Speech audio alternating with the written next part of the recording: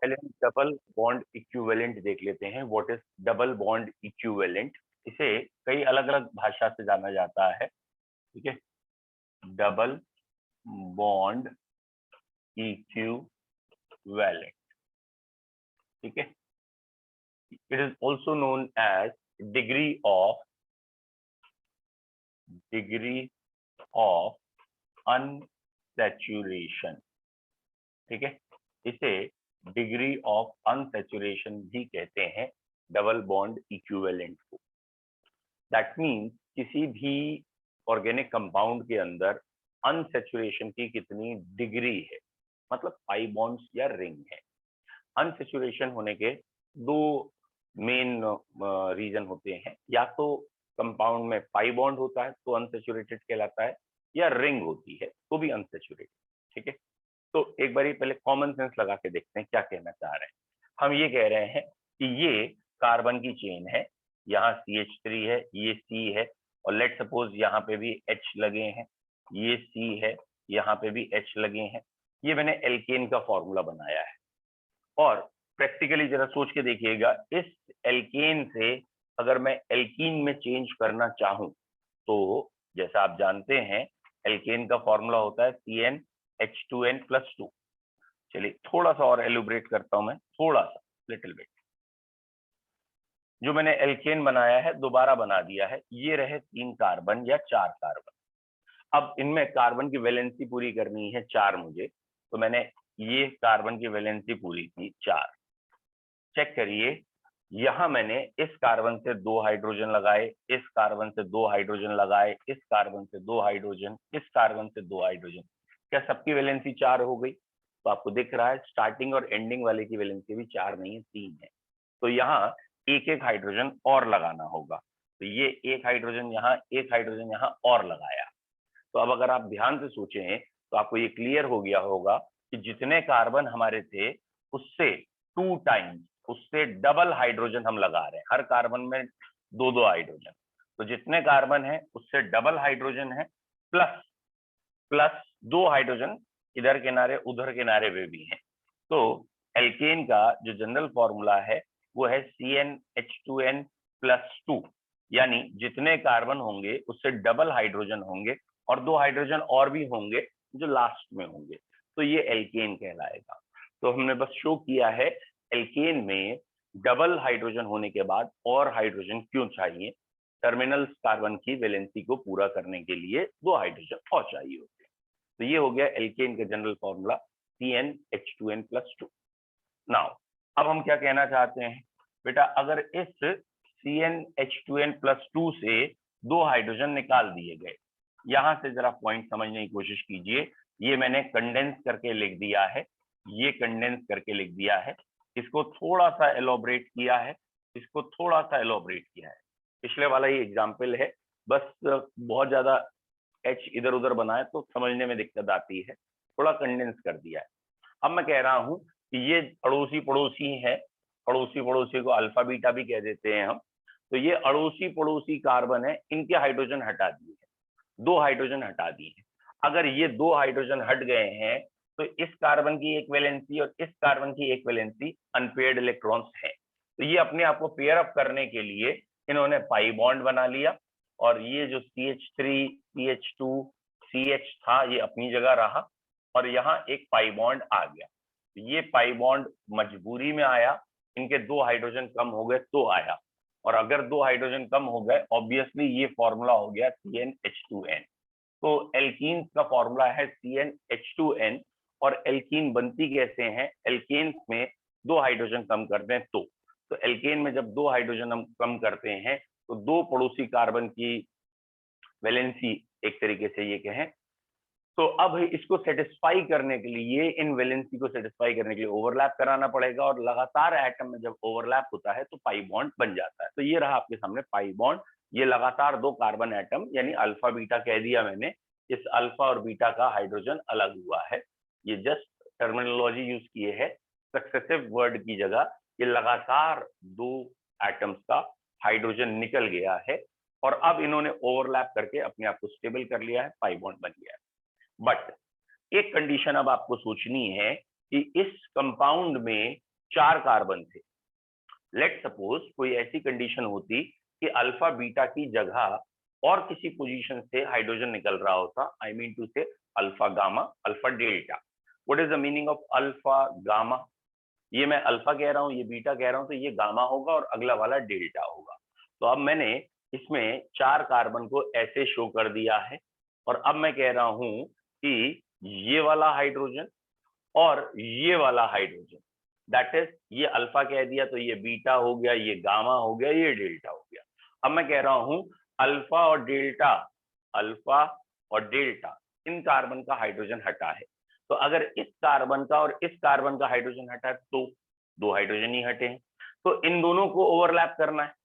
और जब इन दोनों को ओवरलैप करेंगे तो एक नया बॉन्ड बनेगा। इन दोनों ने ओवरलैप किया, एक नया बॉन्ड बना। और क्योंकि इनके बीच में अल्फा और डेल्टा के बीच में पहले कोई बॉन्ड था ही नहीं और ये पहला ही बॉन्ड बन रहा है, और पहला बॉन्ड तो सिग्मा होता है, तो ये सिग्मा बॉन्ड बना। और देखा ये ओवरऑल पूरा एक काहे में चेंज हो गया, रिंग में चेंज हो गया, तो ये रिंग बन गई भाई। तो अगर आप यहां से यहां आने की प्रक्रिया सोचिए, क्या हुआ यहां से यहां आते समय 2 हाइड्रोजन निकले, और अगर 2 हाइड्रोजन निकले तो इसका भी फॉर्मूला बेटा वही होगा, या CnH2n, क्योंकि है तो एल्केन से 2 हाइड्रोजन ही कम। तो एल्केन से जब हम 2 हाइड्रोजन हटाते हैं तो 2 कंडीशन आ सकती हैं। एल्केन से 2 हाइड्रोजन हटाने का मतलब 2 कंडीशन आ सकती हैं। कौन सी 2 कंडीशन आ सकती हैं? या तो वो 2 पड़ोसी कार्बन का हाइड्रोजन हटेगा, और अगर 2 पड़ोसी कार्बन हैं तो सिग्मा बॉन्ड तो पहले से ही है, पड़ोसी जुड़े सिग्मा बॉन्ड से थे। अब एक नया बॉन्ड जब उनके बीच में बना तो वो पाई बॉन्ड बन गया, और ऑब्वियसली इसलिए हमने कहा एल्कीन बन गया। पाई बॉन्ड आ गया, डबल बॉन्ड आ गया, carbon double bond carbon is alkene. तो अगर 2 पड़ोसी कार्बन से हाइड्रोजन हटा है तो एल्कीन बना है। और अगर वो पड़ोसी नहीं है, एक भी पोजीशन छोड़ के हैं, मतलब डायरेक्टली नहीं जुड़े हैं, अल्फा गामा अल्फा डेल्टा है, तो अब इन दोनों के बीच में जब नया बॉन्ड बनेगा, क्योंकि ये दोनों डायरेक्टली नहीं जुड़े थे, ये दोनों कार्बन डायरेक्टली नहीं जुड़े थे, तो अब जैसे ही ये जुड़ेंगे तो it is a common sense, पहला बॉन्ड बनेगा तो इन दोनों के बीच में तो सिग्मा होगा। और अगर हम इसको देखेंगे, क्योंकि ये तो पीछे से भी जुड़े हुए थे, अल्फा गामा थे, पीछे जुड़े थे, यहां भी जुड़ गए, रिंग आ गई, तो यहाँ रिंग फॉर्मेशन हुआ है। तो क्या कहना है कि अगर एल्केन से 2 हाइड्रोजन निकलते हैं, ये फॉर्मूला एल्केन का है, और इस एल्केन में से हमने 2 हाइड्रोजन हटाए हैं, तो क्या बनेगा आगे? 2 हाइड्रोजन हटाने में एल्कीन बनेगी क्या? बिल्कुल एल्कीन बन सकती है, और एल्कीन बनेगी तो ये फॉर्मूला हो जाएगा CnH2n, और ये कंपाउंड एल्कीन बन गया। ठीक है, तो अगर 2 हाइड्रोजन हटे हैं, एल्कीन बन गया। खाली एल्कीन ही बन सकता है ना, इसकी जगह साइक्लोएल्केन भी बन सकते हैं। साइक्लोएल्केन कहने का मतलब जिनमें एक रिंग होगी, साइक्लो का अपने आप मतलब रिंग था, फिलहाल एल्कीन और साइक्लोएल्केन दोनों बन सकते हैं। इन दोनों का फॉर्मूला सेम है, CnH2n है। और ये अगर आपको समझ में आ गया हो कि consecutive position alpha beta position से अगर हाइड्रोजन हटेगा तो एल्कीन होगी, और अगर कहीं आगे से हाइड्रोजन हटता है अल्फा गामा अल्फा डेल्टा तो साइक्लोएल्केन बनते हैं। अब पॉइंट क्या समझाना चाह रहे हैं बच्चों? यहाँ पॉइंट ये समझाना चाह रहे हैं कि ये एक पाई बॉन्ड और एक रिंग, ठीक है, एक पाई बॉन्ड एक रिंग एक दूसरे के इक्विवेलेंट है।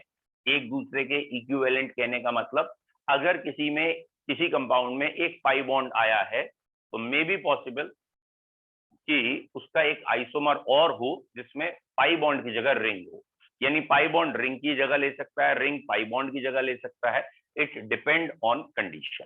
तो यहाँ क्या कहा है? Double bond equivalent. Double bond कहने का मतलब बेसिकली पाई बॉन्ड है, और पाई बॉन्ड के इक्विवेलेंट दूसरी चीज कौन सी है? रिंग है। तो यहाँ कितने पाई बॉन्ड या रिंग, या ये कहना चाहते हैं पाई बॉन्ड प्लस रिंग का सम, ये कहलाता है डिग्री ऑफ अनसैचुरेशन। तो बच्चों आपको आज की हेडिंग जो है, जिसे हम शॉर्ट में डिग्री ऑफ अनसैचुरेशन लिख देते हैं या डबल बॉन्ड इक्विवेलेंट लिख देते हैं, इसका बेसिकली मतलब क्या है? इसका मतलब है कि कंपाउंड में कितने पाई बॉन्ड हैं और कितनी रिंग हैं, इनका सम पता चलेगा। रिंग प्लस पाई बॉन्ड पता चलेगा। बिल्कुल सिग्मा बॉन्ड के फॉर्मूले की तरह है। अगर आपको याद हो सिग्मा बॉन्ड का अगर हमने फॉर्मूला बताया होगा तो n-1 प्लस आर कहा होगा, आर फॉर रिंग होता है।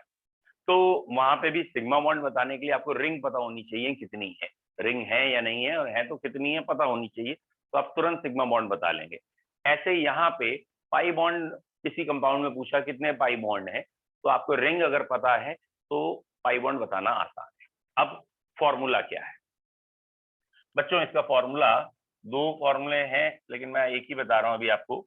C+1 माइनस, मतलब जितने कार्बन है उसमें 1 जोड़ देना, फिर माइनस करना H/2। अभी मैंने शॉर्ट में लिखा है H/2, मतलब मान लो एक हाइड्रोकार्बन है, उसमें ना नाइट्रोजन है ना सल्फर है ना ऑक्सीजन है, कुछ नहीं है, तो C+1 माइनस H/2 करना है। और इसका जो आंसर आएगा वो डिग्री ऑफ अनसेचुरेशन यानी पाई प्लस रिंग बताएगा। तो एक बारी पहले इतने को अप्लाई करके दिखा रहा हूं। ये फॉर्मूला सारे बच्चे जानते हैं, ये क्या है, इट इज बेंजीन। और बेंजीन में हमें लगाना है डिग्री ऑफ अनसेचुरेशन कितना है। अब C कितने हैं, 6, तो बेटा ये हो गया 6 + 1 7 माइनस H/2 हो गए 3, तो 7 - 3 यानी आ गया 4।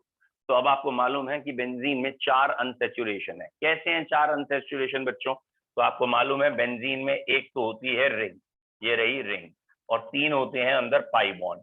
तो एक रिंग और 3 पाई बॉन्ड का जो सम है वो बेंजीन में 4 है, इसलिए बेंजीन का डिग्री ऑफ अनसेचुरेशन 4 आया है। तो आपने करना क्या है, जितने कार्बन है उसमें एक ऐड करना है, कार्बन के नंबर को एक बढ़ाना है, फिर हाइड्रोजन के नंबर का हाफ करके उसमें से सब्सट्रैक्ट करिए। तो ये जो आंसर आएगा ये पाई बॉन्ड प्लस रिंग की वैल्यू दे देगा। और ये आइसोमर्स निकालना, या कभी टिपिकल क्वेश्चन होते हैं ना कि C17H31 COH, बताइए इसमें पाई बॉन्ड कितने हैं, रिंग कितनी है। यानी एक बड़े क्वेश्चन को जब हम अनवाइंड कर रहे होते हैं तो हमें पहले ही पता लगता है इसमें पाई बॉन्ड तो है ही नहीं, अरे इसमें तो ये है ही। तो उनके लिए फॉर्मूला बड़ा इंपॉर्टेंट है। कंप्लीट फॉर्मूला ये है C+1 minus H plus X, मतलब हाइड्रोजन की जगह कोई हेलोजन हो सकती है, माइनस नाइट्रोजन/2। बेसिकली यहाँ H रिप्रेजेंट कर रहा है मोनोवेलेंट एटम जिसने खाली सिग्मा बनाया हो, तो वो आपको यहाँ लिखना है, H इज मोनोवेलेंट। और इसके बाद अगर बाईवेलेंट आता है तो वो 0 हो जाता है, इसलिए उसे लिखते नहीं है। ठीक है, मतलब मोनोवेलेंट ऐड करना है, H हुआ मोनोवेलेंसी या ऑक्सीजन हुई, और ऑक्सीजन सॉरी हेलोजन हुई। अगर आप ऑक्सीजन लाएंगे तो वो बाईवेलेंट हो जाएगा, फिर आप लाएंगे that is called as nitrogen, वो ट्राईवेलेंट है। तो ट्राईवेलेंट के लिए वैलेंसी तो 3 होती है, जब उस फॉर्मूले में रखेंगे तो माइनस में हाफ चला जाएगा, तो जितने भी ट्राईवेलेंट एटम है उसका माइनस हाफ कर देंगे। फिर से देखिए क्या है ओवरऑल। अब हमारा फॉर्मूला डबल बॉन्ड इक्विवेलेंट का फॉर्मूला हो गया carbon +1 minus hydrogen plus halogen minus नाइट्रोजन/2। अब कोई बच्चा हमसे कह सकता है अगर फॉस्फोरस आएगा तो क्या करें। अरे भाई फॉस्फोरस और नाइट्रोजन एक ही बात है, ट्राईवेलेंट कोई भी हो। अगर कोई कहे सल्फर आए तो क्या करें, तो सल्फर आएगा तो हमें इस फॉर्मूले में जरूरत ही नहीं है। क्यों, इस फॉर्मूले में ऑक्सीजन सल्फर इनकी कोई जगह नहीं है, जो बाईवेलेंट है उनकी कोई जगह नहीं है। या ये कहें कि यहाँ पे ये कहा गया कि मोनोवेलेंट में प्लस हाफ करते हैं, एक मोनोवेलेंट में प्लस हाफ, और उसके बाद अगर बाईवेलेंट आएगा तो एक प्लस हाफ होगा एक माइनस हाफ, 0 हो जाएगा, मतलब उसकी जरूरत ही नहीं है। ट्राईवेलेंट आएगा तो माइनस हाफ और हो जाएगा, तो माइनस हाफ और हो जाएगा, ऐसे करके है। फिलहाल आप इस फॉर्मूले में फोकस करेंगे। C+1 माइनस H/2 जनरली है, H + X माइनस N/2 बाकी केसेस के लिए है। मोनोवेलेंट बाईवेलेंट ट्राईवेलेंट है, टेट्रावेलेंट का ज्यादा है ही नहीं। चलिए देखते हैं क्वेश्चंस को। चलिए बताइए बेटा, आपको अगर हम कहें डबल बॉन्ड इक्विवेलेंट निकालें या डिग्री ऑफ अनसेचुरेशन बताना है, C4H8O, पहले C4H10O में बताएं, इसमें डिग्री ऑफ अनसेचुरेशन बताइए। तो पहला क्वेश्चन है C4H10O give degree of unsaturation. I hope so आप सभी ने कर लिया है, वेरी गुड बेटा, आंसर 0 है। कैसे आया, C+1 यानी 4 + 1 -h/2 यानी 10/2, तो ये भी 5 है, ये भी 5 है, ये 0 है। तो आपको जो चीज समझाई जा रही है उस पर फोकस करिए। C4H10O, इसमें अगर आपने ध्यान से फोकस किया है तो जितने कार्बन है दुगने में 2 हाइड्रोजन, दुगने में 2 और ऐड करें वो हाइड्रोजन है और 1 ऑक्सीजन है, यानी एल्केन के फॉर्मूले में 1 ऑक्सीजन है। यानी एल्केन का फॉर्मूला कोई पाई बॉन्ड है ही नहीं, तो डिग्री ऑफ अनसैचुरेशन 0 आना था। एल्केन के फॉर्मूले में 1 ऑक्सीजन, यानी फंक्शनल ग्रुप ऑक्सीजन का है और वो स्ट्रेट चेन एल्केन है, रिंग आ ही नहीं सकती। फंक्शनल ग्रुप ऑक्सीजन का अल्कोहल होता है, ईथर होता है, तो अल्कोहल और ईथर ही इससे आइसोमर बनाने हैं। अल्कोहल और ईथर ही आइसोमर बनाने हैं। अभी एक आध बच्चा हो सकता है मुझसे ये कहे, क्यों भाई एक ऑक्सीजन तो एल्डिहाइड में भी होता है, कीटोन में भी एक ऑक्सीजन होता है। तो मेरे भाई एल्डिहाइड या कीटोन में पाई बॉन्ड से ऑक्सीजन जुड़ा होता है। यहाँ तो साफ पता चल रहा है डिग्री ऑफ अनसैचुरेशन 0 है, तो पाई बॉन्ड तो है ही नहीं। और अगर पाई बॉन्ड है ही नहीं तो एक ऑक्सीजन वाला फंक्शनल ग्रुप कौन सा है? इट इज अल्कोहल और ईथर। तो अल्कोहल और ईथर के अलावा कोई और आइसोमर इसका नहीं बनेगा। किसी क्वेश्चन जब हम करेंगे तो मेन फोकस होगा अल्कोहल ईथर ही आंसर होगा। अब आते हैं अगले पॉइंट पे। लेट सपोज यही क्वेश्चन है बट इट इज C4H8O। अब जरा देखिएगा, बड़ा इंटरेस्टिंग है ये। C4H8O, इसका डिग्री ऑफ अनसैचुरेशन हमने निकाला तो 4+1 हो गया, यहाँ पे भी -h/2 हो गया, तो ये 4+1 5 हो गया, -4 हो गया, यानी डिग्री ऑफ अनसैचुरेशन 1 आ गया। यानी इसके अंदर रिंग और पाई का सम 1 है, मतलब या तो रिंग 1 है तो पाई नहीं है, और अगर पाई 1 है तो रिंग नहीं है। तो इससे कौन से आइसोमर बनेंगे कि जिसमें एक पाई बॉन्ड हो, यानी एल्कीन वाला फॉर्मूला, और ऑक्सीजन भी हो। तो एक पाई बॉन्ड और ऑक्सीजन वाले में कौन से आइसोमर बनेंगे? तो बच्चों जो थोड़ा बहुत ध्यान से देख रहे हैं उनको शायद जल्दी समझ में आ जाए इससे क्या क्या बनेगा। तो 4 कार्बन की चेन होगी और एक पाई बॉन्ड होगा और ऑक्सीजन लगा है, यानी किनारे पाई बॉन्ड आ गया। और ये हो सकता है ये पाई बॉन्ड बीच में भी चला जाए, यहां चला जाए, तो ऑब्वियसली ये कंपाउंड कहलाता है एल्डिहाइड, यानी किनारे पाई बॉन्ड जाना एल्डिहाइड होता है, और जब पाई बॉन्ड बीच में चला जाता है तो ये कंपाउंड कहलाता है कीटोन। वेरी गुड, ठीक है। जनरली बच्चों को यही दो याद आते, जनरली यही दो याद आते। अब आप जरा दिमाग लगाओ कि डबल बॉन्ड इक्विवेलेंट पढ़ा है, एक जनरल फॉर्मूला है, इसमें और क्या क्या आ सकता है। और तो अब आपको शायद समझ में आएगा कि जरूरी थोड़ी है पाई बॉन्ड यहीं हो, पाई बॉन्ड यहां भी तो हो सकता है, पाई बॉन्ड पीछे भी तो हो सकता है। एक मिनट, पहले ओपन चेन सारे बताएंगे फिर रिंग जाएंगे। तो पाई बॉन्ड पीछे भी हो सकता है, यानी ये अल्कोहल भी हो सकता है, लेकिन अनसैचुरेटेड अल्कोहल बनाएंगे। क्यों अनसैचुरेटेड अल्कोहल? क्योंकि जो हमारा फॉर्मूला है उसमें एक पाई बॉन्ड है और एक ऑक्सीजन है। पाई बॉन्ड कार्बन और ऑक्सीजन के बीच में होगा तो या तो एल्डिहाइड या कीटोन, जो ये बन चुके हैं। ठीक है, यहाँ H दिखा दें तो और अच्छा है। तो ये एल्डिहाइड हो गया, ये कीटोन हो गया। ये क्या आया? ये आया है अनसैचुरेटेड अल्कोहल। और अनसैचुरेटेड अल्कोहल में शायद कोई बच्चा ये भी सोच रहा हो कि आपने यहीं पे पाई बॉन्ड क्यों नहीं लगा दिया पहली पोजीशन पे। हमने यहाँ पे पाई बॉन्ड नहीं लगाया है। क्यों नहीं लगाया है? क्योंकि डबल बॉन्ड वाले कार्बन पे OH अनस्टेबल होता है, कीटो इनॉल टाउटोमेरिज्म कर देता है और ये वापस इसमें चला जाएगा। तो डबल बॉन्ड वाले कार्बन पे तो OH नहीं दिखाना है, बट OH है, डबल बॉन्ड भी आ सकता है क्योंकि कार्बन ज्यादा है, तो इसलिए यहाँ पे भी डबल बॉन्ड आ सकता था, यहाँ पे भी आ सकता था। तो ये अनसैचुरेटेड अल्कोहल बन सकता था। इसके बाद ये पाई बॉन्ड है, फिर ये मैंने ऑक्सीजन लगाया, फिर ये 2 कार्बन लगा दिए, तो भैया ये बन गया है ईथर, और इसमें भी डबल बॉन्ड है, तो ये बन गया है अनसैचुरेटेड ईथर। तो या तो एल्डिहाइड बनेगा या कीटोन बनेगा या अनसैचुरेटेड अल्कोहल बनेगा या अनसैचुरेटेड ईथर। भाई हमने दिमाग क्या लगाया? हमने लगाया एक ऑक्सीजन वाले फंक्शनल ग्रुप कौन से हैं। तो एक ऑक्सीजन वाले functional group aldehyde, ketone, alcohol, ether, ये 4 है। अब एल्डिहाइड और कीटोन में क्या है? कार्बन और ऑक्सीजन के बीच में पाई बॉन्ड होता है, तो वो दोनों बना दिए। और अल्कोहल में क्या है? अल्कोहल में पाई बॉन्ड वैसे तो कहीं नहीं होता, लेकिन अगर अनसैचुरेटेड अल्कोहल है तो पीछे पाई बॉन्ड हो सकता है, बस कार्बन का नंबर 2 से ज्यादा होना चाहिए, क्योंकि 2 वाले में अब एक बच्चे ने लिखा है एसिड क्लोराइड या एसिड हेलाइड। बेटा एसिड हेलाइड, हेलोजन भी तो होनी चाहिए, वो बात सही है। RCOCl में ऑक्सीजन एक ही है, लेकिन Cl भी तो लगा है, यहाँ तो Cl कहीं है ही नहीं, इसलिए एसिड क्लोराइड हम ड्रॉ नहीं करेंगे। अब एक और बच्चे ने बिल्कुल सही कहा था इससे पहले, रिंग, बिल्कुल सही है। अब हम रिंग वाले बनाना शुरू करेंगे, यानी ये अभी हमने पहले ओपन चेन के आइसोमर सारे सोच लिए। ये यूजुअली इस लेवल के क्वेश्चन सिर्फ और सिर्फ कॉम्पिटिशन में आएंगे, जहां आपको एल्डिहाइड कीटोन के अलावा सोचने होंगे, और यूजुअली बोर्ड लेवल पे एल्डिहाइड कीटोन तक ही सीमित है। अब हमने कहा रिंग वाले बनाएंगे, तो हमारे पास 4 कार्बन हैं और ये रहा हमारा ग्रुप, क्योंकि हमने पहले कह दिया ना कि रिंग है तो पाई नहीं है यहाँ पे, क्यों? क्योंकि रिंग प्लस पाई का सम 1 था, तो या तो एक रिंग बना लो या एक पाई बना लो। अब हम रिंग बना रहे हैं तो पाई नहीं बनाएंगे। अब ये मत गलती करना, रिंग बना के एक पाई और यहाँ पे भी आपने लगा दिया तो गलत हो जाएगा। तो ये रही एक रिंग और OH आ गया। इसमें और क्या वेराइटी पॉसिबल है?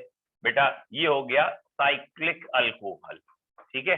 मैं ये नहीं कह रहा हूं इस समय कि साइक्लिक अल्कोहल और कितने बन सकते हैं, ये 4 कार्बन की रिंग का भी बन सकता है, 3 का भी बन सकता है, वो तो चलो बात की बात है। बस साइक्लिक अल्कोहल एक कैटेगरी है, एल्डिहाइड एक कैटेगरी, कीटोन एक कैटेगरी, अनसैचुरेटेड अल्कोहल एक कैटेगरी, अनसैचुरेटेड ईथर एक, अब ये साइक्लिक अल्कोहल एक।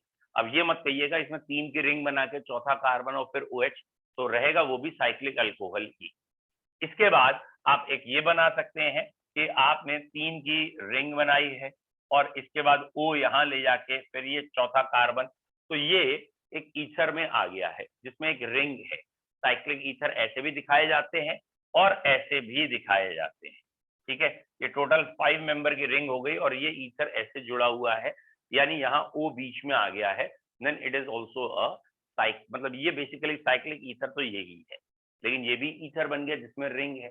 मतलब कहने का इस वाले कंपाउंड में भी अगर आप फॉर्मूला गिनेंगे तो C4H8O ही आएगा, या हाइड्रोजन जब लगा लेंगे, क्योंकि इसमें एक रिंग आ गई, एक रिंग आ गई तो एक अनसैचुरेशन आ गया, तो ये साइक्लिक ईथर कह लीजिए, ये cyclic alcohol, unsaturated alcohol, unsaturated ether और एल्डिहाइड कीटोन, इतने आइसोमर हम बना सकते हैं।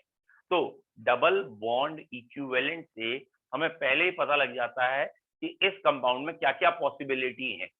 तो जब हम बड़ा क्वेश्चन कोई कर रहे होते हैं ना कि A से B, B से C, D ऑर्गेनिक में ऐसे आएंगे सीक्वेंस रिएक्शन में कि हमने इससे रिएक्शन की ये बना, इससे की तो ये बना, तो उन क्वेश्चंस के लिए उनको अनवाइंड करने के लिए ये बेटर होता है, क्योंकि उन क्वेश्चन में हर बारी एक सिंपल आंसर एल्डिहाइड या कीटोन नहीं होता, तो उनके लिए हमें ये साइक्लिक अल्कोहल, साइक्लिक ईथर या unsaturated alcohol, unsaturated ether answer होता है, तो वो अनवाइंड करना आसान होगा डबल बॉन्ड इक्विवेलेंट से।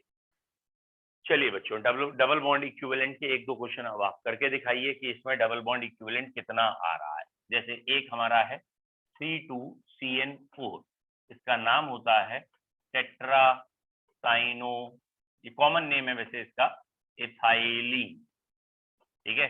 इसका आप डबल बॉन्ड इक्विवेलेंट बताइए कि इसमें डबल बॉन्ड इक्विवेलेंट कितना आएगा,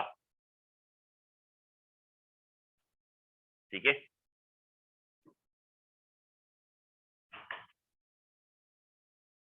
बताओ बच्चों इसका डबल बॉन्ड इक्विवेलेंट कितना आएगा। एक बच्चे का आंसर आया है, बाकी लोग भी बताइए। वेरी गुड कार्तिक, आपका आंसर सही है। ध्रुव आपका आंसर गलत था, एक बार फिर कैलकुलेशन कीजिए। गुड, तो डबल बॉन्ड इक्विवेलेंट संज्ञा बेटा गलत है आपका आंसर।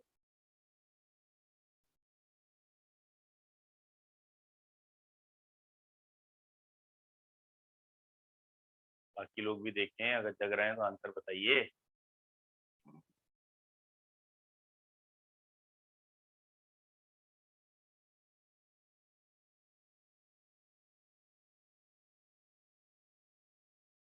बाकी बताइए बेटा आप लोग, फिर बाकी लोग जो बैठे हैं डबल बॉन्ड इक्विवेलेंट। जयंत सही है।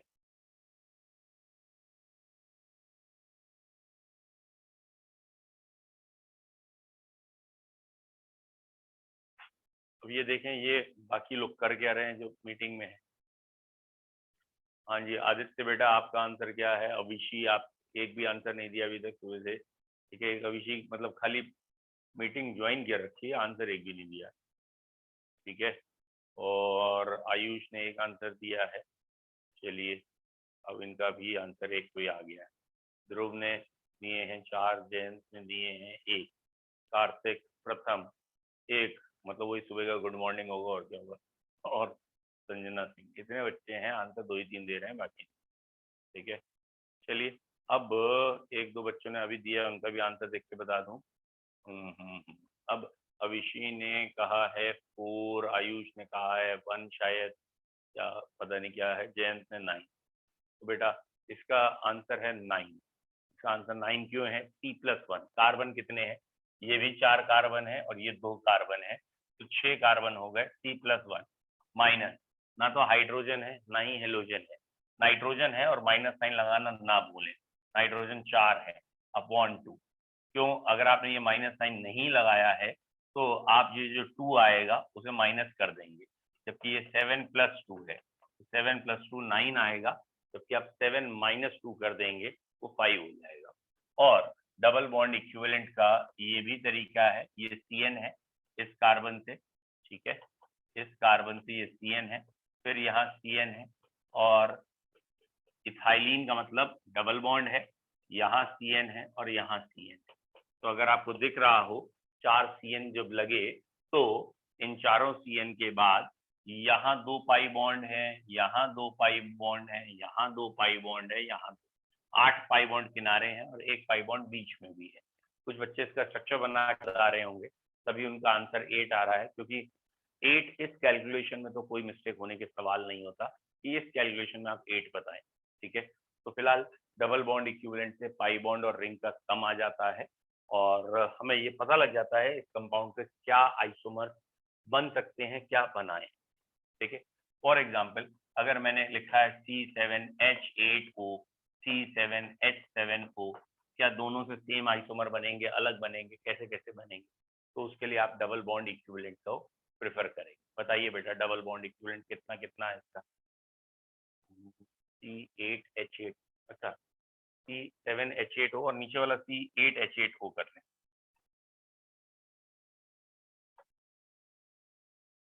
ठीक है, बताइए C8H8O कर।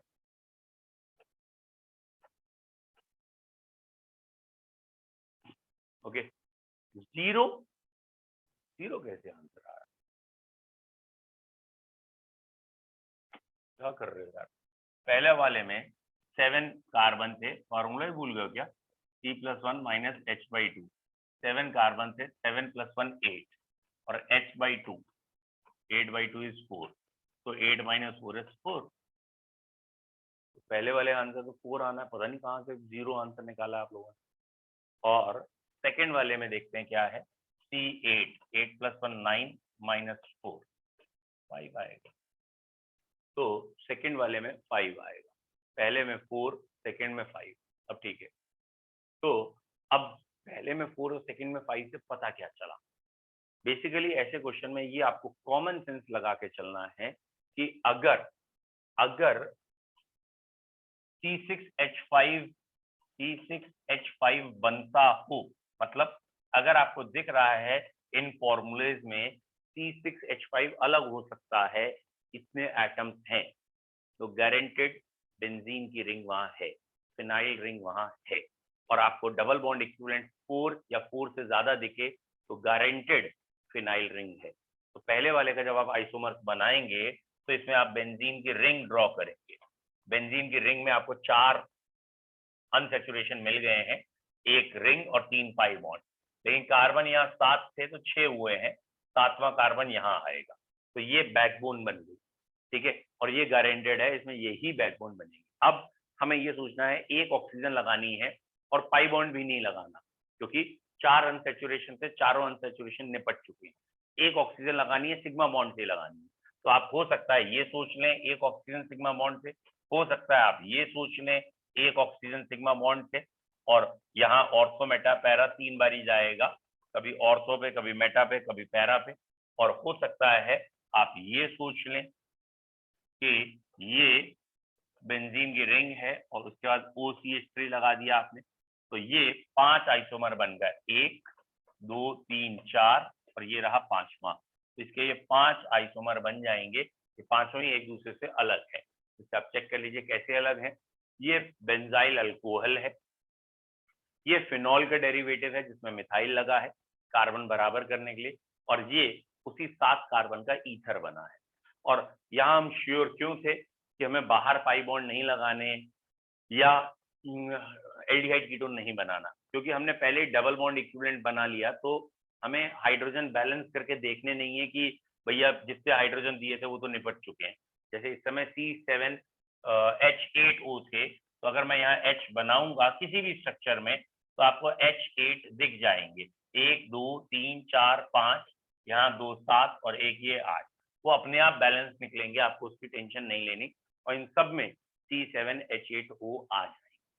अब हमें कहा गया नहीं भाई C8H8O बनाओ, तो आपने ये सोच लेना है कि अगर कभी कोई फॉर्मूला ऐसा है जिसका double bond equivalent degree of unsaturation 4 आ रहा है और बेंजीन रिंग बन सकती है, तो वो समझ में आया, तो वो डबल बॉन्ड इक्विवेलेंट 4 या 4 से ज्यादा आ रहा हो और बेंजीन रिंग बन सकती हो, तो इसमें से उसे अलग कर दीजिए।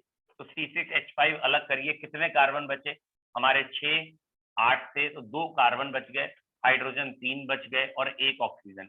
तो अब हमें ये क्लियर है, इसमें 4 अनसैचुरेशन लगाना है, इसका मतलब 1 अनसैचुरेशन बाहर भी है।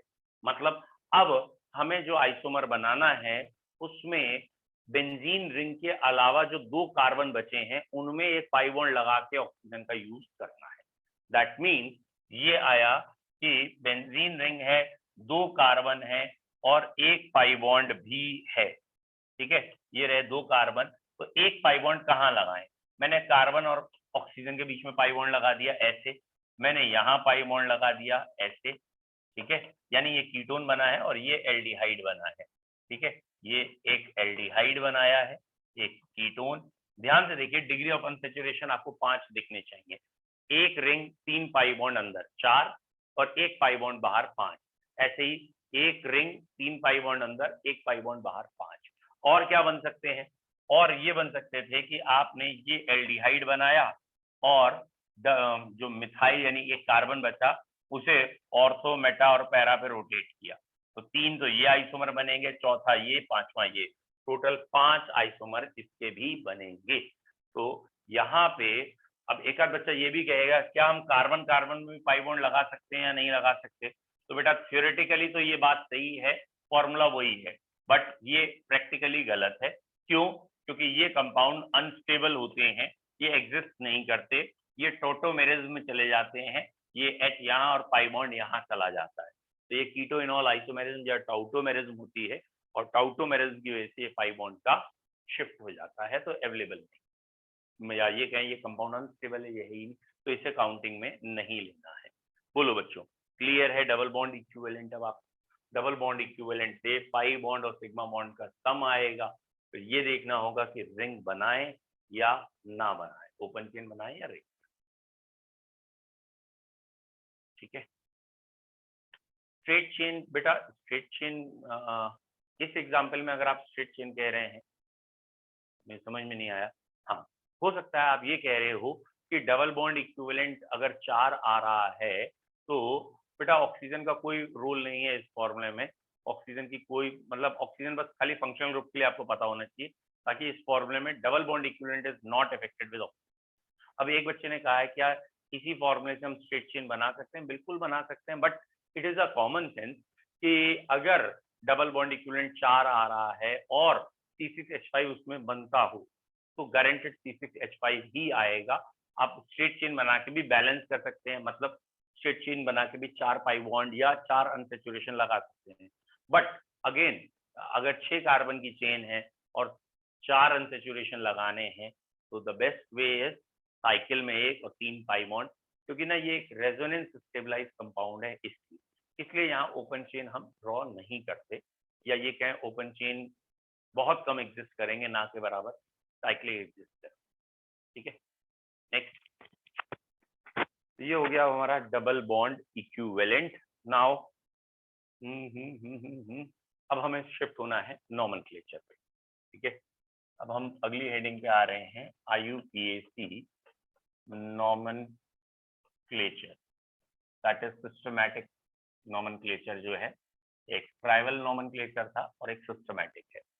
नॉमेनक्लेचर भी हम कई तरह से पढ़ सकते हैं, फंक्शनल ग्रुप, मोनोफंक्शनल ग्रुप किसी में हो, फिर पॉलीफंक्शनल ग्रुप, बाईसाइक्लो, ऐसे करके।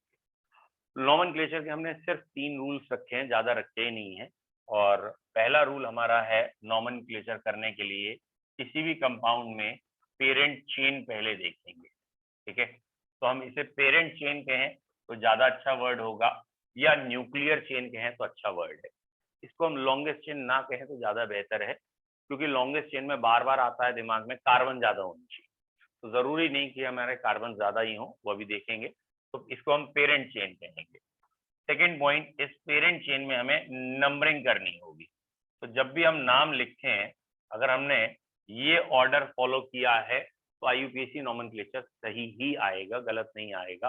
कि आप पहले पेरेंट चेन डिसाइड कर लें कि ये इसकी न्यूक्लियर या पेरेंट चेन है, फिर उस पेरेंट चेन में नंबरिंग कर लें, left to right, top to bottom, जो भी नंबरिंग आ रही है, जो नंबरिंग सही है वो डिसाइड कर लें। और नंबरिंग करने के बाद लास्ट वर्ड उसका नाम लिखेंगे।